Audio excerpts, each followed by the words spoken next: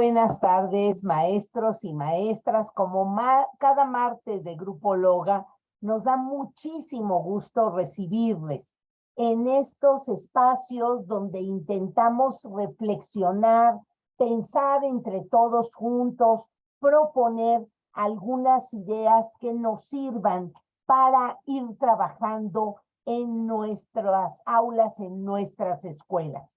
Aprovechando, como ustedes lo saben, esta propuesta del nuevo marco curricular y de la nueva escuela mexicana, hemos tratado cada mes de ir profundizando algunos elementos que enriquezcan su actuación, su quehacer como maestras, como maestros en las escuelas. Esperemos estar contribuyendo a ese enriquecimiento de prácticas, de ideas, de actividades que mejoren cada vez más los aprendizajes de sus estudiantes. Y como lo anunciamos desde el mes de enero, hemos dedicado este semestre a reflexionar sobre los diferentes ejes articuladores, estas temáticas transversales que nos invitan a los maestros y a las maestras a pensar sobre cómo estamos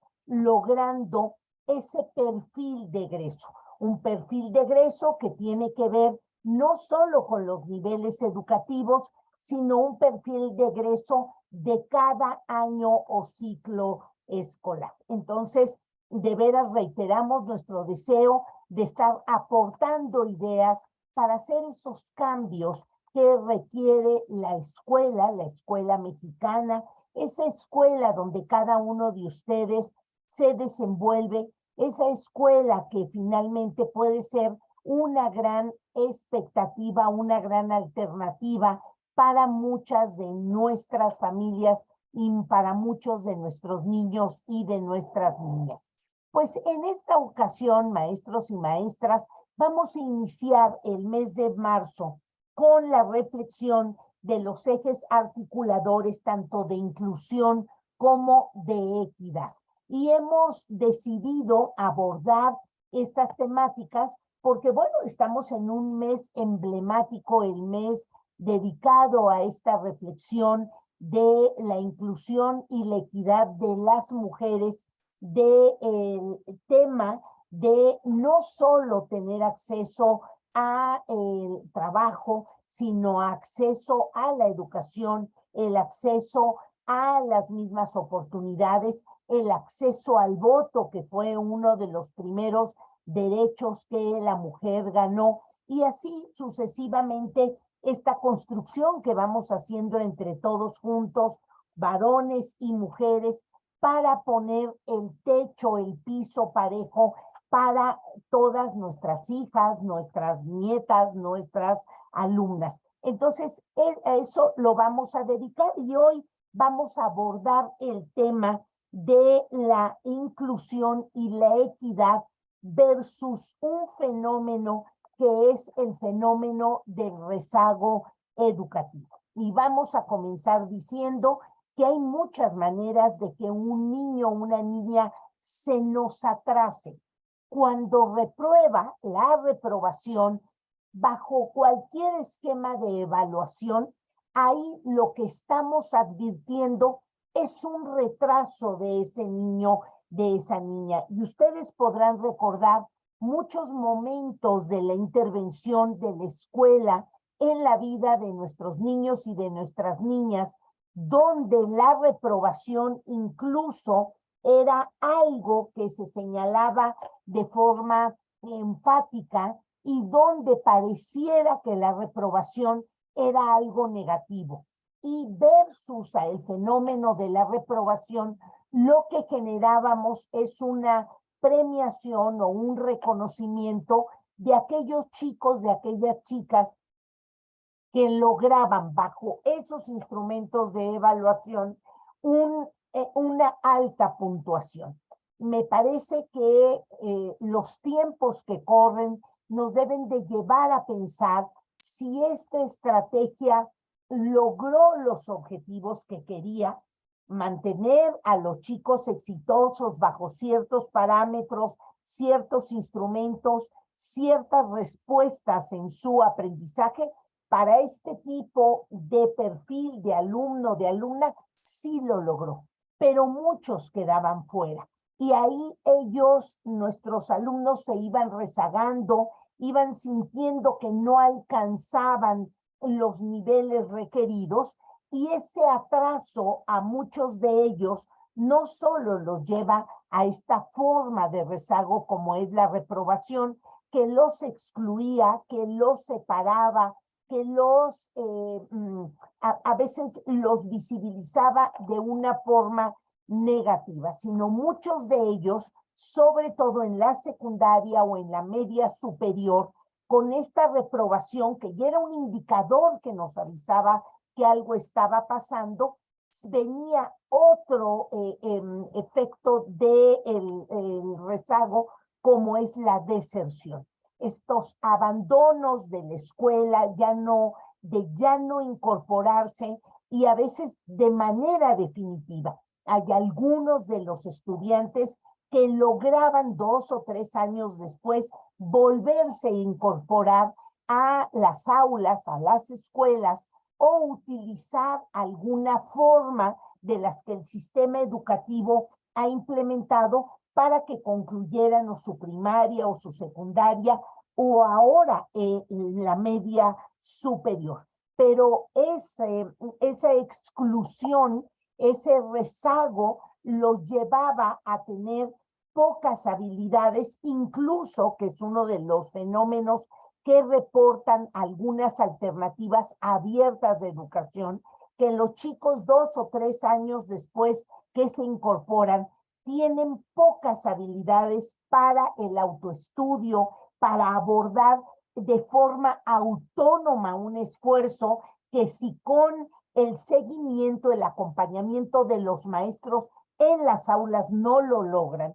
Imagínense el sobreesfuerzo que tienen que realizar estos chicos, estas chicas, cuando han dejado de estudiar. Esta pérdida de habilidad, esta falta de lectura, y que nos lleva a un tercer modo o forma de rezago, que son los niveles bajos de aprendizaje o pobreza de aprendizaje. Es decir, van avanzando en la escolaridad con algunas disculpas, con algunas simulaciones que a veces hacemos en las escuelas de promediar o de, digamos, de dejar trabajos extra, que lo que van haciendo es tapar una serie de habilidades importantes que nuestros alumnos sí se deben de llevar, no para que cursen una carrera, sino como habilidades para el desempeño normal de la vida, para estar en la vida, en un trabajo, para formar una familia, para tomar decisiones de cambio de casa, para convivir con los vecinos, para esta convivencia normal que todos los seres humanos tenemos, independiente de nuestras prácticas laborales o profesionales. Necesitamos una serie de aprendizajes: la lectura de comprensión, la fluidez lectora, el análisis de datos, la argumentación, el pensamiento lógico, la estructuración ordenada de ciertas ideas, la propuesta positiva de trabajo, el trabajo en equipo. Son habilidades hoy, maestros y maestras, que van impulsándose a través de diferentes contenidos o formas de trabajo dentro de las aulas. Si nuestros chicos tienen pobreza de aprendizaje y con esos contenidos empobrecidos se disminuyen también las habilidades, ahí dejamos en desventaja para la vida a muchísimos niños y niñas. Entonces, reprobar, desertar o tener pobreza de aprendizaje es un tipo de rezago que nos va generando un empobrecimiento también en nuestras actuaciones sociales. Si bien este fenómeno de la relación de la escolaridad con los desempeños sociales son variables que se están estudiando muy recientemente, sí es evidente que sociedades con alta escolaridad, con alta exigencia en las habilidades de aprendizaje, con aprendizajes profundos y duraderos, hay una correlación de un desempeño social más favorable.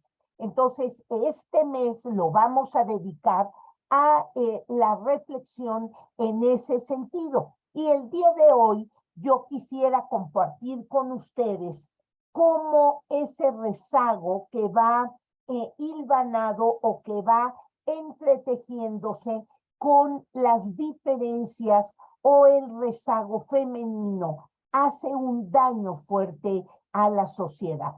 No porque el hecho de que si un chico varón se rezaga no va a tener un efecto, no, pero sin embargo, sí las sociedades tienen muchos más permisos, tienen muchos más constructos, tienen muchas más oportunidades para los varones. Empiezo diciendo, es mucho más fácil que una fábrica, que un ámbito laboral contrate a hombres que contrate a mujeres.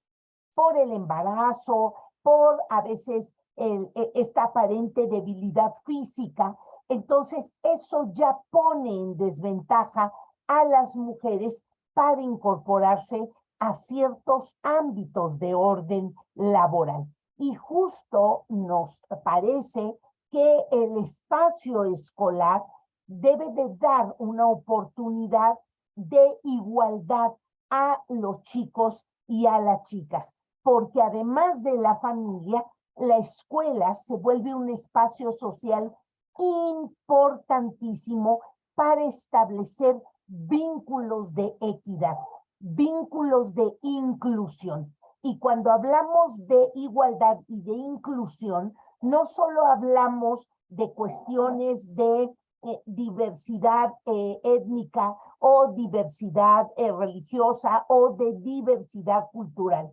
También hablamos de esta diversidad de género que de una o de otra manera puede estar generando mensajes no favorables, no apropiados, y esto reproduce ciertas prácticas. Y déjenme compartir con ustedes la presentación que nos permita ir profundizando sobre estos elementos introductorios que ya he comentado con ustedes. Como siempre lo hemos mencionado, estos elementos, estas ideas que compartimos con ustedes, maestros y maestras, tiene el propósito de que cada uno de ustedes vaya aprovechando aquellas ideas que sí sirvan para su comunidad, que sí representen las formas de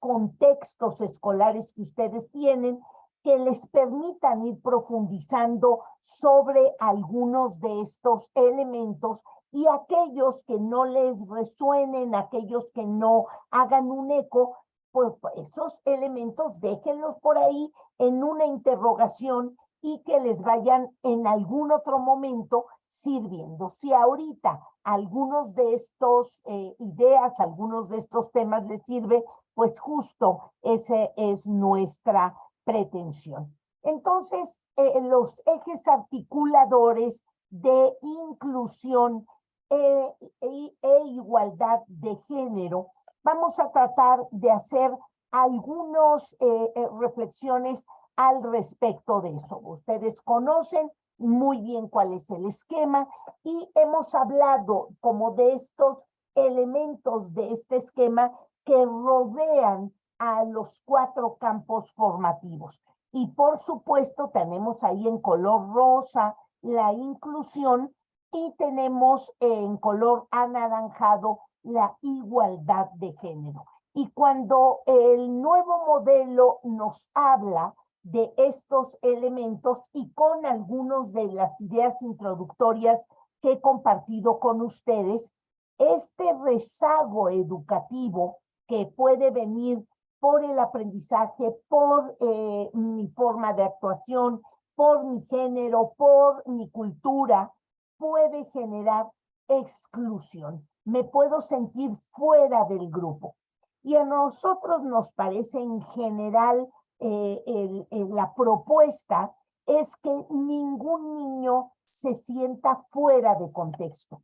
El hecho de que el clima de trabajo de la institución permita que todos los chicos, las chicas, nuestros estudiantes tengan una oportunidad de expresión, tengan un espacio donde se sientan a gusto, tengan actividades donde ellos fluyan de forma adecuada, es muy importante. Y maestros, sí hay que señalar que no necesariamente todos los contenidos nos motivan, que no necesariamente todas las actividades nos parecen igualmente motivantes, pero lo que sí es importantísimo, lo que es básico dentro de una escuela, son dos cosas. Que los niños sí encuentren oportunidades de gusto, de disfrute, de motivación, de trabajo gozoso, y por el otro lado, que aquellas actividades que no les son tan motivantes, que no les son tan interesantes, los chicos sí hagan un esfuerzo por realizarlas, que puedan identificar que esas acciones, esas estrategias, esos espacios, esas hojas de libro, esas actividades no les son muy motivantes, pero que sí reconozcan que es necesario ir trabajando un mínimo de aprendizaje porque en algún momento las van a necesitar. Entonces, esa mirada, esa observación de los maestros, de las maestras, que no, podemos ir advirtiendo qué cosas les son motivantes, qué cosas les llaman la atención a nuestros alumnos, es parte de ese acompañamiento que vamos realizando. Cuando la propuesta habla de inclusión, maestros y maestras, lo que hablamos es de aceptar que las personas somos diferentes, somos diversas, somos distintas, tenemos diferencias personales en la forma de hablar, en nuestra manera de vestir, en nuestros gustos, en nuestro equipaje de aprendizajes, en lo que traemos de nuestro aprendizaje familiar. Y en ese sentido, la escuela, como este espacio tan importante de encuentro de la diversidad para generar prácticas de inclusión, se vuelve un espacio de aprendizaje para saber que las diferencias individuales, lejos de ser un elemento de diferenciación, es una oportunidad para descubrir la riqueza de la diversidad, ¿no? A lo mejor me puedo sentir incómodo, pero si ayudamos a los chicos y a las chicas a saberse escuchar, a ser pacientes, a tener intervenciones activas de participación, en hacer el esfuerzo por integrarse, ahí creo que haremos una gran contribución para que los chicos adviertan que la riqueza está en la diversidad. Si todos somos iguales, si todos respondemos de la misma manera, pues qué diferencias vamos a descubrir. Y justo la escuela se vuelve un entorno, un espacio muy favorable para esos aprendizajes en la diversidad. Y el mapa curricular lo incluye como un eje articulador porque supone que la relación pedagógica, esos vínculos de saber escuchar al otro, es justo lo que nos va a permitir que los chicos comprendan durante los años en los que están en la escuela, que esta lógica de volvernos iguales es una lógica que no es natural. Es una lógica que la escuela intente que todos los chicos desarrollen las mismas habilidades, pero maestros, desarrollar la lectura de comprensión, por ejemplo, ¿por qué tiene que ser con los mismos textos? ¿O por qué tiene que ser con la misma cantidad de ejercicios? ¿O por qué tiene que ser con las mismas estrategias? Creo que ahí es donde viene la reflexión que hemos venido haciendo no solo en este marco curricular, sino que hemos venido haciendo desde muchos marcos curriculares anteriores, muy enfáticamente el Plan de Estudios 2011 y 2017, donde nos decían, es importante que no necesariamente hagamos que todos los niños, todas las niñas transiten las mismas actividades, ni la misma cantidad de ejercicios, ni con la misma profundidad. Lo que es importante de un vínculo pedagógico, una relación didáctica, pedagógica en el aula, es que el niño descubra que es capaz de aprender, no que aprenda lo mismo y en las mismas dosis.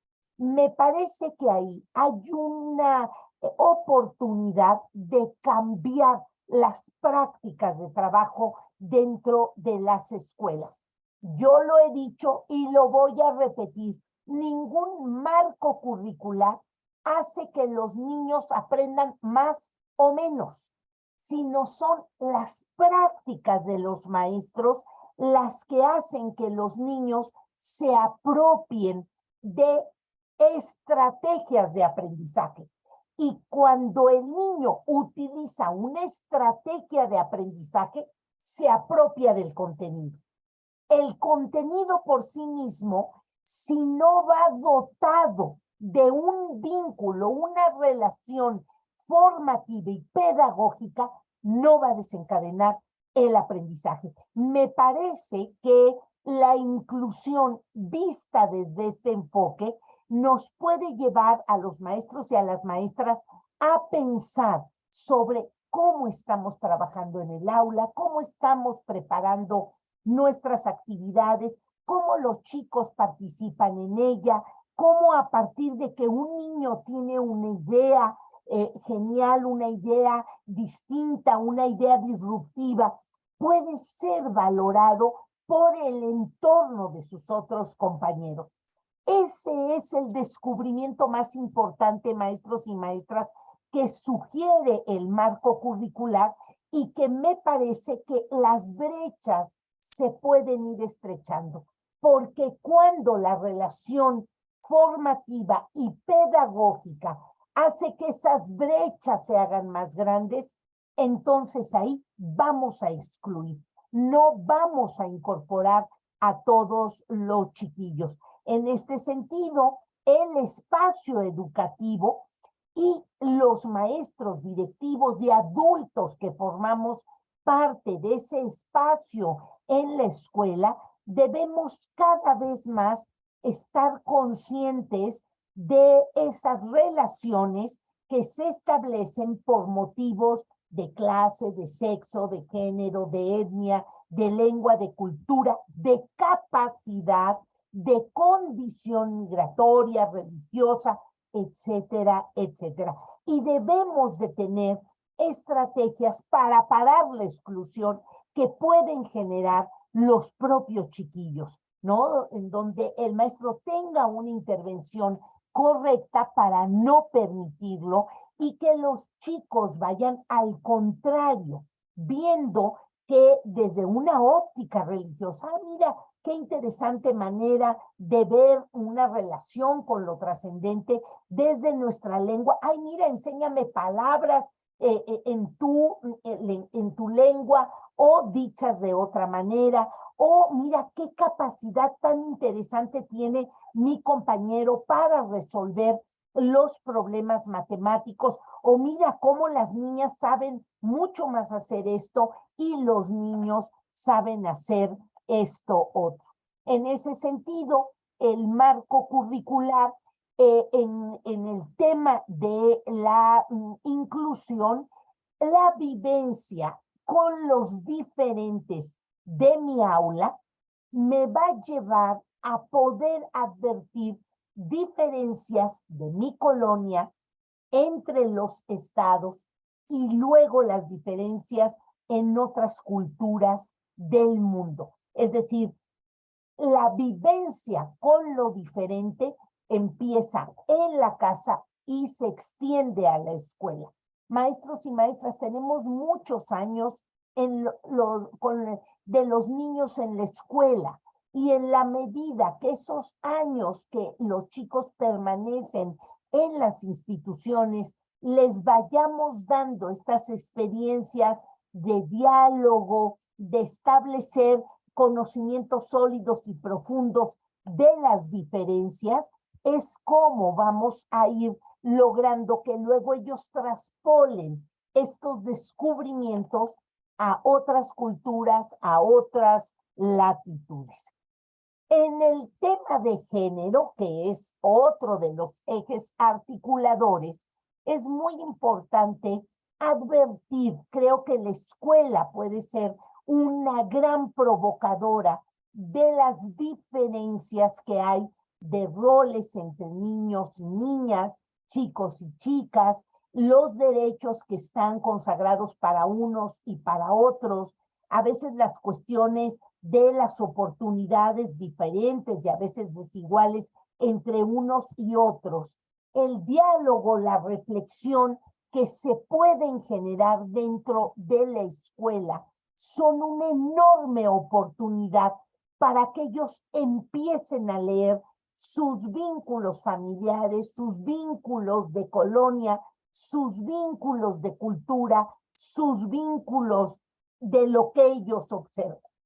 Y esto no necesariamente, maestros, para generar un conflicto, sino para decir, hay diferencias en las oportunidades, en los derechos, en los recursos, en las maneras de proteger a un género y a otro. Y el tema es que ellos puedan advertir qué beneficios, qué perjuicios, qué afectaciones trae uno y otro.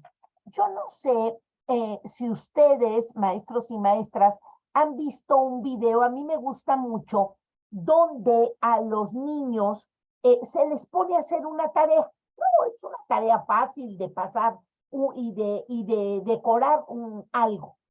Y cuando se dice que a los que terminen más pronto, pues se les va a dar una proporción de caramelos.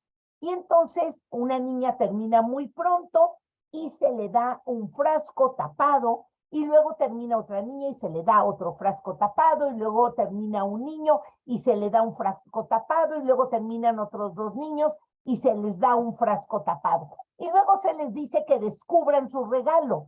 Y resulta que las niñas que habían terminado primero, su frasco está menos lleno de caramelos que la de los niños que terminaron después, los niños varones.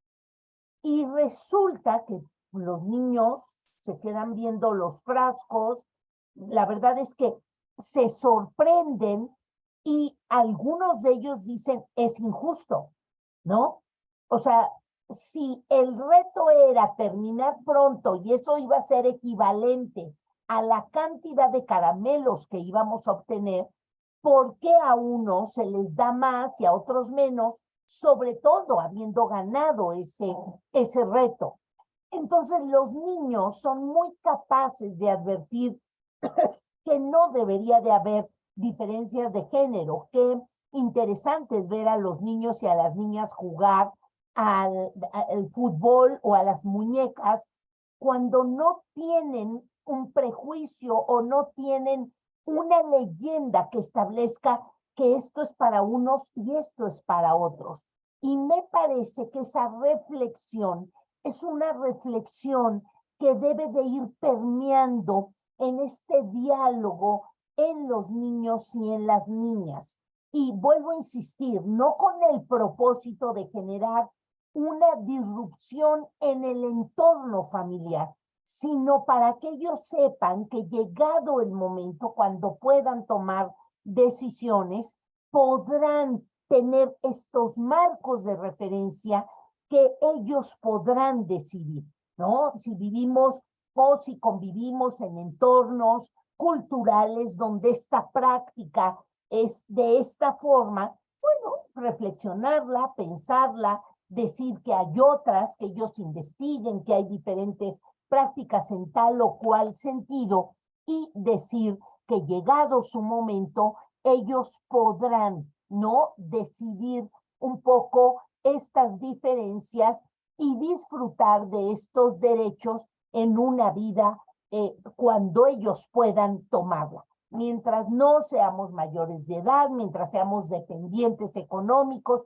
mientras vivamos en las reglas de un entorno familiar, esa independencia todavía no está alcanzada y en todos los sentidos, ¿no? Digo, para poder hacer uso de nuestra libertad debemos de haber ganado muchas responsabilidades y muchas otras libertades. Esto, maestros y maestras, sí debe de ser un tema que se comente entre el colectivo de maestros, sobre todo para cuando abordemos temas que son delicados, que todavía no hay consenso, o que hay grupos que defienden una postura y otros grupos que defienden otra. Eso no es ni mejor, ni peor, ni malo, ni bueno, sino que ellos puedan identificar estas diferencias y cuando verdaderamente se puede ir trabajando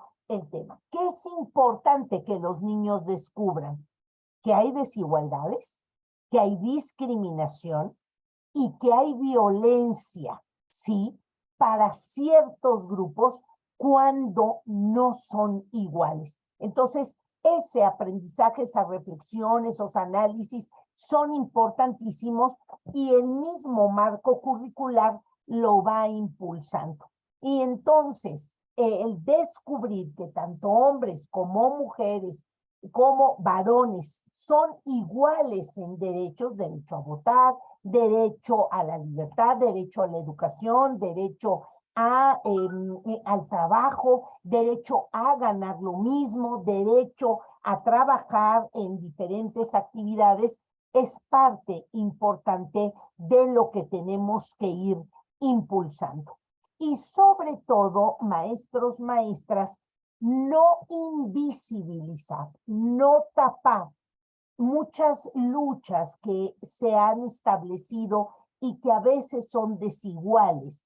Por ejemplo, hay una carga muy fuerte de héroes en la historia y pocas de heroínas. Es una manera de invisibilizar a las mujeres. Entonces creo que podemos ir incorporando a muchas mujeres que en el caso de una comunidad, de un estado, de un país, del mundo, pues han hecho grandes aportaciones. Entonces, aunque el libro de texto o las recomendaciones de actividades o temáticas no lo traiga, nuestra sugerencia es que podamos no solo visibilizar a los héroes, sino también a las heroínas. En el tema de los roles masculinos, que a veces son mucho más aplaudidos que los femeninos, ¿no? La fuerza, la rudeza, a lo mejor esta capacidad de resistir estrés, no bajo la presión de premisas culturales que a veces son muy aplaudidas y entonces damos calificativos femeninos cuando los varones no son capaces de resistir, por ejemplo, presión física, ¿no? Y decimos, ay, sí, ya pareces niña, ay, sí, te comportas como mujercita. Esto es, me parece como incrementar una serie de roles que son más aplaudidos versus lo que no son aplaudidos. A mí me llama muchísimo la atención que cuando asistimos a cenar a alguna casa, ¿no? Que nos invitan y la anfitriona ofrece un postre muy rico o una comida de veras muy, muy buena, decimos, oye, qué linda, qué bien cocinas. Pero si el anfitrión es laboralmente muy exitoso o, digamos, tiene un estatus o un poder adquisitivo amplio, le decimos, ay, qué inteligente. No, la inteligencia culinaria, la inteligencia de cuidados, la inteligencia laboral, la inteligencia matemática, la inteligencia artística, todos son inteligencias. Entonces tendríamos que tener un poco de más observación, de más cuidado cuando ciertos roles son mucho más apreciados versus los otros roles. Minimizar la economía del cuidado. Esto es muy importante, maestros y maestras. Hoy ya está monetizado lo que una mujer, una abuela, una madre ahorran en estas cuestiones de la limpieza, de atender a una persona enferma en casa, del ahorro que se hace a través de la compra, que se llama economía del cuidado. Ya tiene un nombre que me parece mucho más correcto versus el trabajo remunerado, ¿no? Incluso estas expresiones que llegamos a escuchar de, es que tú no trabajas, yo vengo cansado, tú no trabajas. No, yo nada más quisiera, no, que alguien se quedara en este cuidado de lo doméstico, de la economía del cuidado, de una casa descansadísimo, poco reconocido. Entonces, me parece que es muy, muy importante irlo trabajando. De hecho, en Europa, en algunos currícula, por ejemplo, se enseña a niñas y varones a surcir, a pegar botones, a cocinar, cosas muy prácticas, como parte de esto, de ir distribuyendo mejor las actividades de la economía del cuidado. ¿Sí? El lenguaje de diferenciación entre hombres y mujeres, eso también hay que cuidarlo mucho, ¿no? El tema de establecer roles o nombres o tanto peyorativos como más reconocidos entre uno u otro, también lo tenemos que cuidar. Y esta normalización de la inferioridad femenina, ¿no? Cuando decimos, bueno, estudia una carrera corta por si te casas, o estudia tal o cual cosa porque eso te va a permitir educar más a los hijos. Esos tipos de expresiones no la decimos a los chicos, ¿no? Incluso hay una tendencia de culpabilizar a la mujer cuando los chicos van mal en la escuela o cuando tienen bajas calificaciones o hay un comportamiento no adecuado. Decimos, ha de ser culpa de la mamá no está en el cuidado correcto, es que la mamá trabaja. Este tipo de cosas me parece que es importante desde la mirada de la escuela ir haciendo una reflexión en relación a estas temáticas. Y si como maestros o como maestras nos sentimos débiles en los argumentos, es mejor decir, este tema es delicado, todavía no hay argumentos, pero no, digamos, seguir normalizando esta cuestión de la fuerza masculina por el ingreso y normalizar la opresión, el servilismo y la domesticación femenina. No por otra cosa, sino porque las mujeres no se tienen un papel, establecen equilibrios muy importantes y que nos parece que el empoderar tanto a niñas como a niños hará una relación más equitativa, más inclusiva, más igualitaria. En este sentido, solo quiero compartir algunos datos, maestros, que nos sirvan como para ir viendo cómo este rezago de las mujeres, sobre todo mujeres indígenas, poco escolarizadas, correlacionan muy fuerte en embarazos adolescentes, embarazos muy precoces, empobrecimiento del entorno familiar, y que esto genera grandes desventajas, ¿no? Está comprobado, de hecho, el INEGI acaba de sacar una última encuesta. Hay que estar muy al pendiente de todos estos datos de seguimiento que hace Coneval, INEGI, que hace Mejoredu, que hacen algunos estados, que hacen algunas universidades, porque esta medición es lo que nos va a ir permitiendo ir identificando cómo va la sociedad. Y eso que nos hable, nos interpele también a las escuelas de cómo abordamos los contenidos, cómo abordamos los temas, cómo vamos preparando actividades, cómo vamos ayudando a los chicos en todos los grados y en todos los niveles escolares a profundizar sobre algunas temáticas. Aquí tenemos el porcentaje de mujeres con ingreso inferior, perdón, con ingreso inferior a las líneas de pobreza, ¿no? Verdaderamente hay una diferencia importantísima de diferencia de ingresos en las mujeres. Esto las empodera poco, les hace sentir en desventaja y a veces a renunciar a esfuerzos que parecen verdaderamente gigantescos.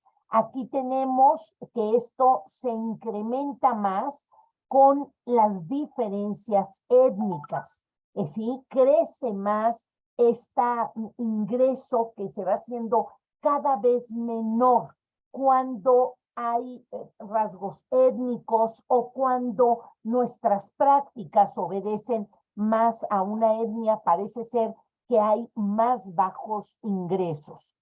Tenemos aquí el tema de la discapacidad, ¿no? Y cuando es mujer con discapacidad, con un rasgo étnico, esto se va incrementando.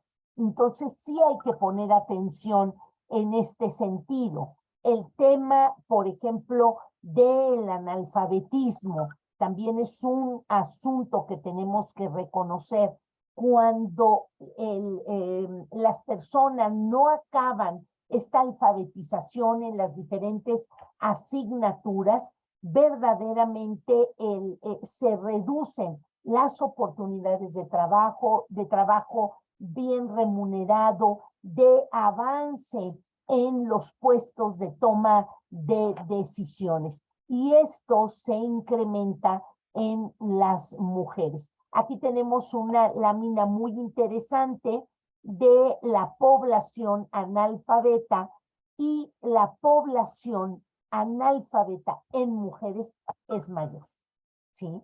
Entonces, esto para el impulso a los hijos, para seguirlos animando a estudiar, una relación paritaria entre el compañero, la pareja, el esposo, pues a veces también hace la gran diferencia. La cuestión de la salud, ¿no?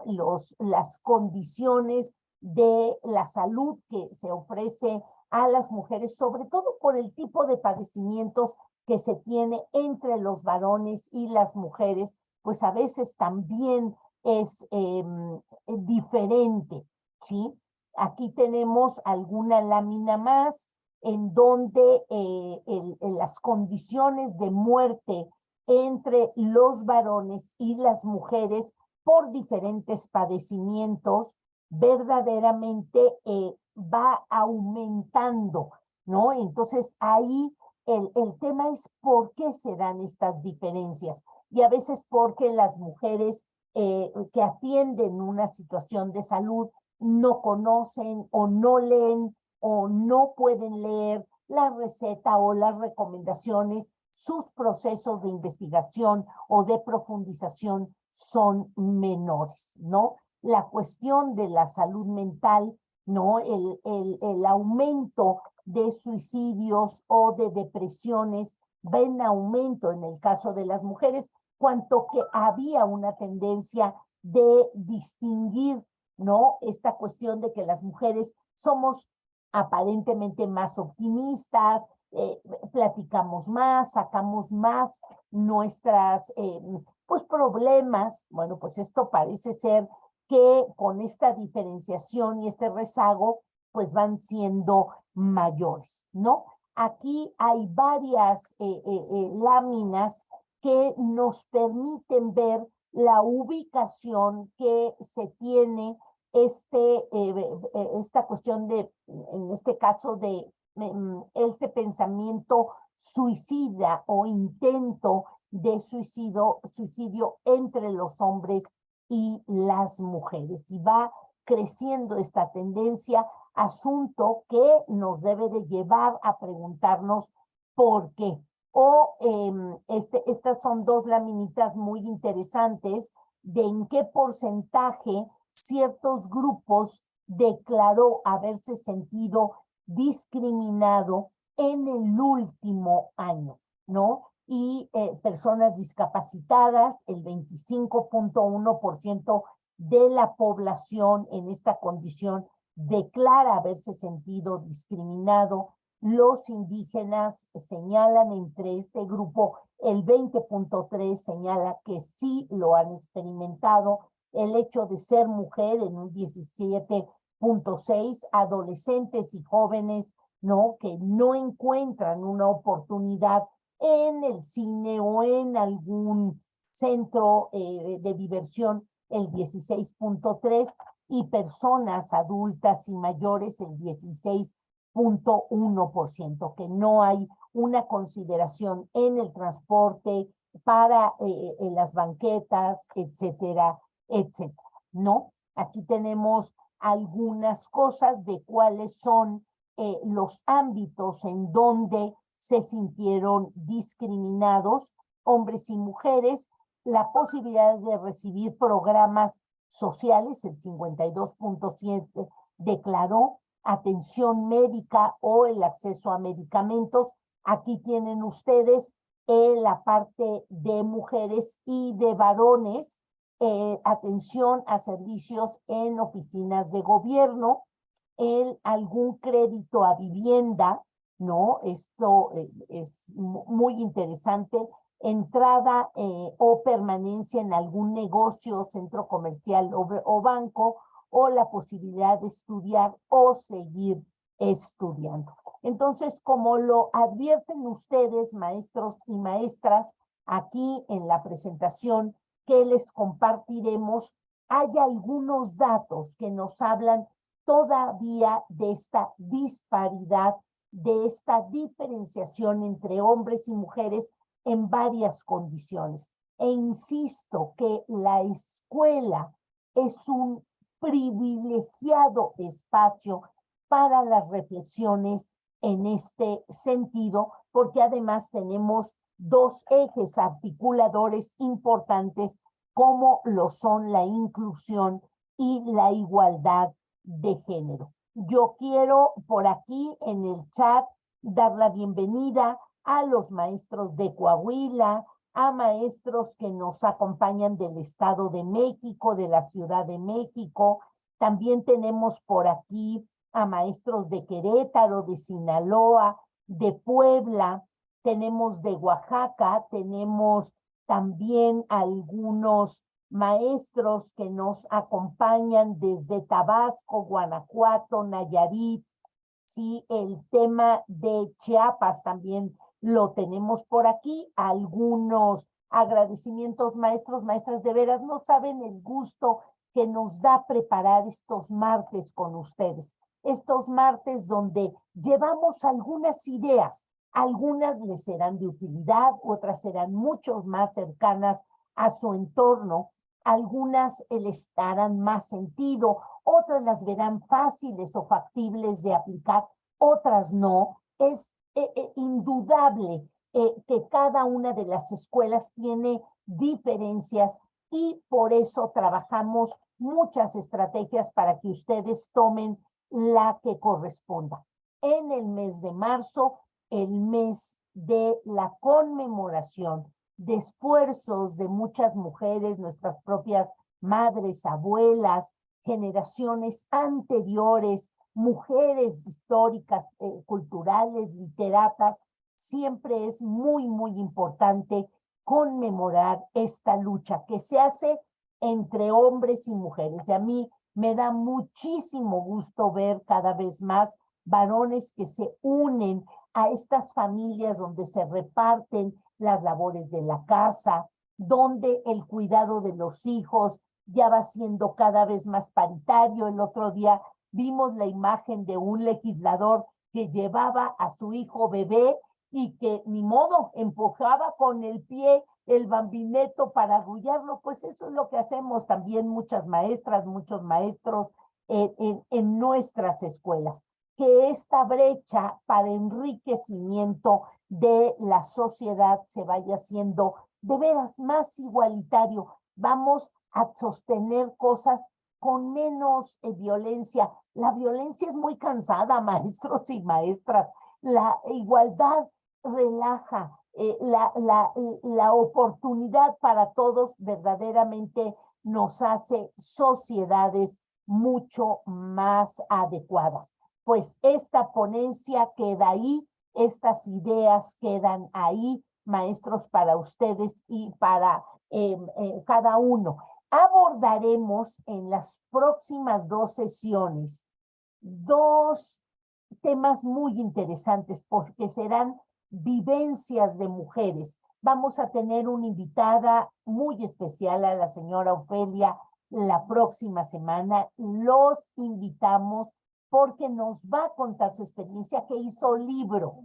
Y luego, en 15 días, vamos a tener a la editorial El Naranjo, sugiriéndonos cómo la lectura de vidas o de situaciones ayuda a los chicos a pensar y a reflexionar sobre estas diferencias en los géneros. Ya nos van a dar muchísimas ideas, así es que los esperamos los próximos martes.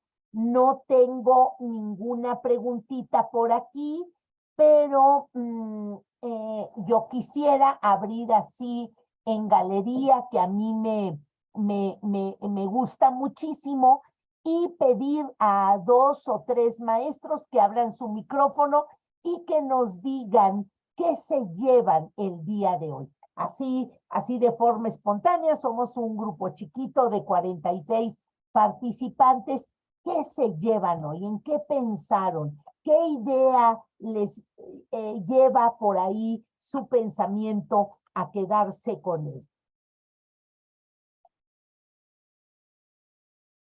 Algunos voluntarios que quieran abrir su micrófono, ¿con qué se quedan hoy? Maestra Victoria, ya la veo levantando la mano y abriendo su micrófono, por favor. Sí, doctora, buenas noches. Muchas gracias por compartirnos esta temática. Nos fortalece bastante y claro que pues estamos abiertos para el cambio, ¿verdad?